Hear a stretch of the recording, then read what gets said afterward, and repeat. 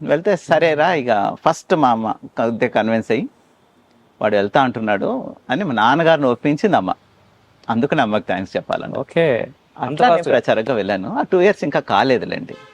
అవదు. 35 ఏళ్ళు అయింది, ఇంకా 2 years కావట్లే. బ్రహ్మకి ఒక రోజు ఎట్లాను, ఈ 2 yearsకి ఎంత ఉందో చూద్దాం అది. బాగుంది. ఆ తర్వాత 2 సంవత్సరాల తర్వాత అమ్మగారు మళ్ళీ ఎప్పుడు ఫోర్స్ చేయలేదు మిమ్మల్ని, అమ్మగాని నాన్నగాని? చేయలేదు, బట్ ఒక్కసారి అన్నారు అంతే, ఏరా ఏమైందిరా అని. సరేలేవే చూద్దాం ఇంకా అని అన్నాం. పెద్దవాళ్ళ యొక్క వీడు ఎట్లానో రావడం తెలుసు వాళ్ళకి.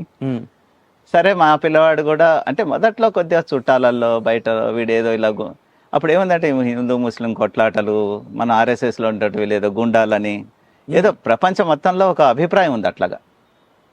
కాబట్టి మీ పిల్లలు ఇలాగా ఏదో ఇట్లా దీంట్లో వెళ్ళాడట వాడు, ఏదో నక్సలిజంలో పోయినట్టుగా వాళ్ళు అభిప్రాయాలు ఇంట్లో అంటూ